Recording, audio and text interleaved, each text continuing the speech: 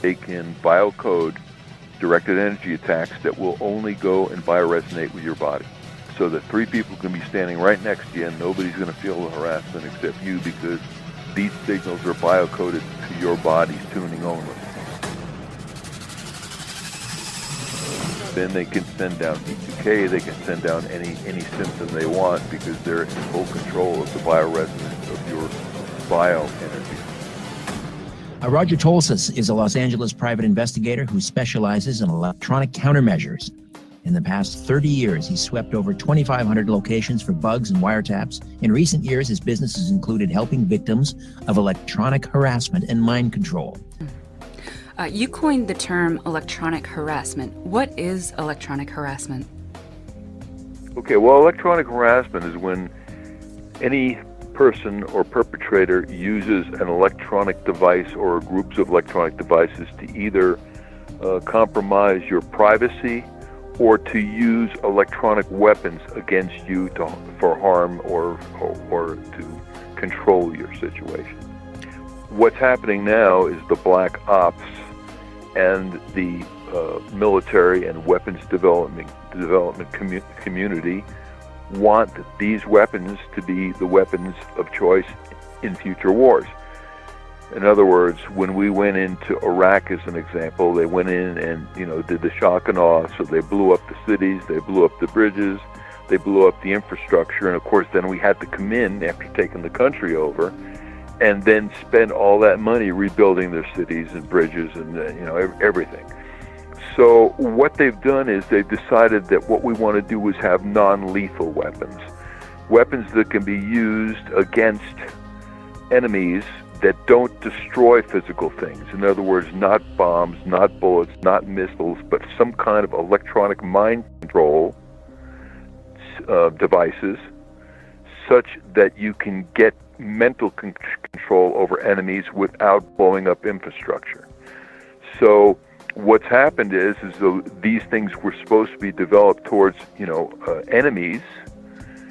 They've decided that in most cases we're going to have to gain mind control over the general populations that are not warring with us. So what they've done is they put laws in place that allows the Department of Defense and the subcontractors to do mind control experiments on the general population in development of these weapons.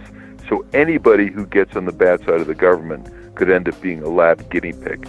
And how is that legal? Like, how can they use tax dollars for, that are going towards these things, and they use them to spy or harass others?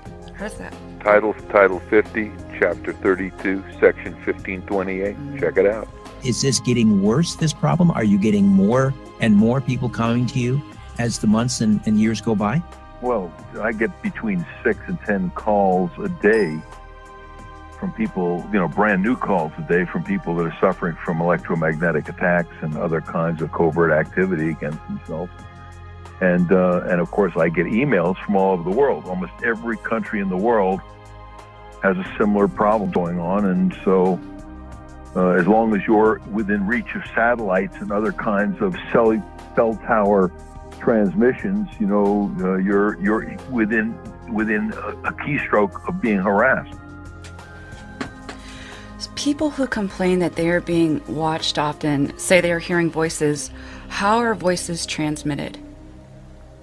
They're transmitted by a technology called biocoded directed energy. Mm-hmm. And that's a top secret thing that was developed. And what it is they get your DNA. In other words, they pick your garbage up in front of your house one day.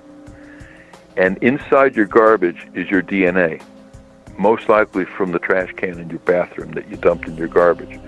Once they have your DNA, they take the DNA and they put your DNA code in a supercomputer.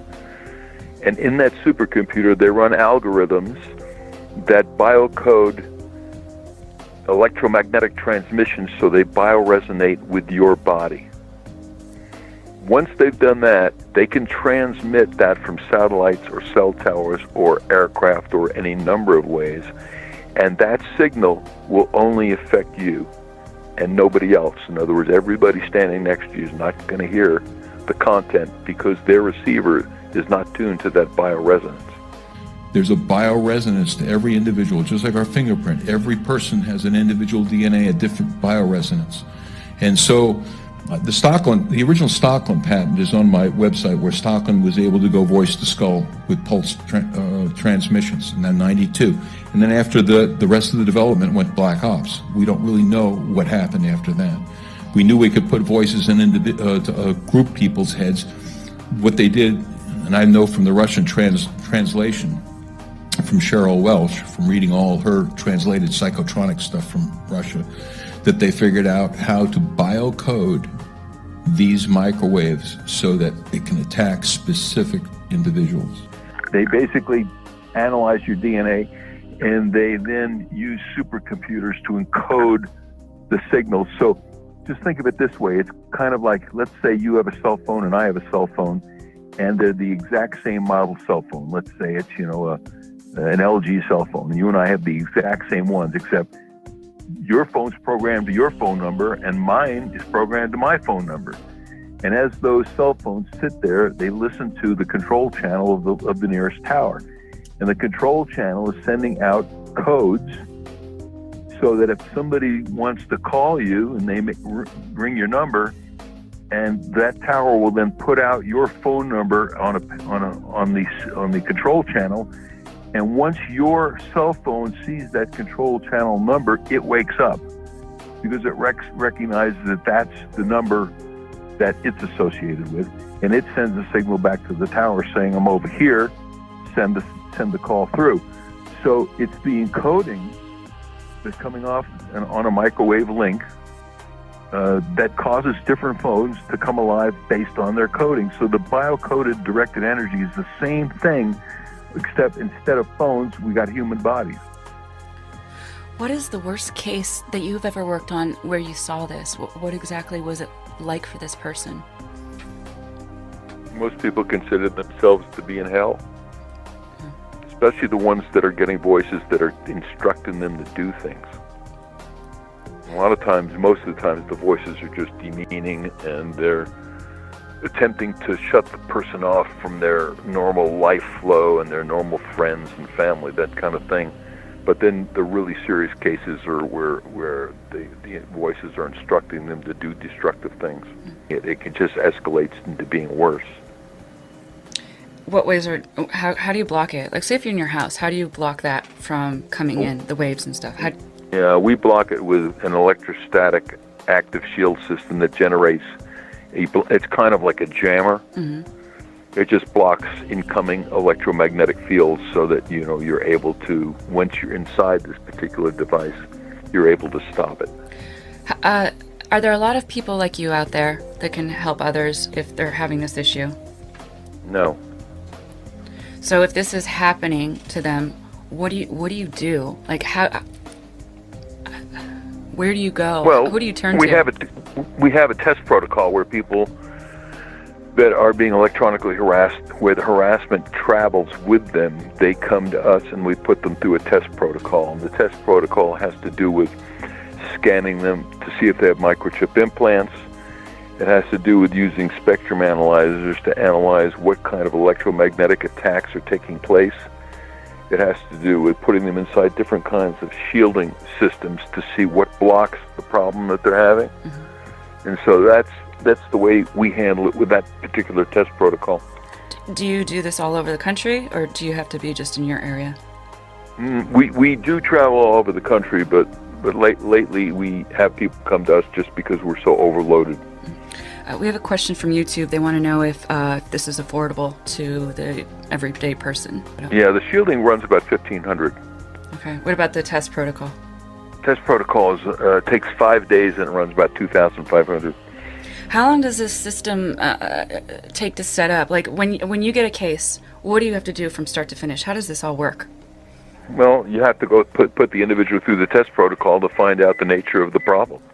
When we do test protocols, we interview the individual, find out what it is that's bothering them, and attempt to use our test equipment to find out what it is. So in some cases, it's that they're directly being harassed intentionally, and in other cases, they are in environments that are electromagnetically unhealthy, and they're suffering the symptoms of electrical hypersensitivity. Now, you're an expert in this area. Have you ever been called as a witness in a court case on behalf of a TI? Okay, the first thing you have to understand is that any TI that's ever taken a case against the government or the government subcontractors have had their case dismissed under national security. There's not been one single case that I know of that didn't get dismissed in that manner. And that was the judge's ruling? This is a matter of national security? Well, what happens is the agency that you're suing, let's say you're suing the CIA, you're suing the FBI, or some black ops agency, and or their subcontractors, and they will step in and tell the judge that it's a matter of national security and they need it dismissed, and they just rubber stamp that. They just dismiss it.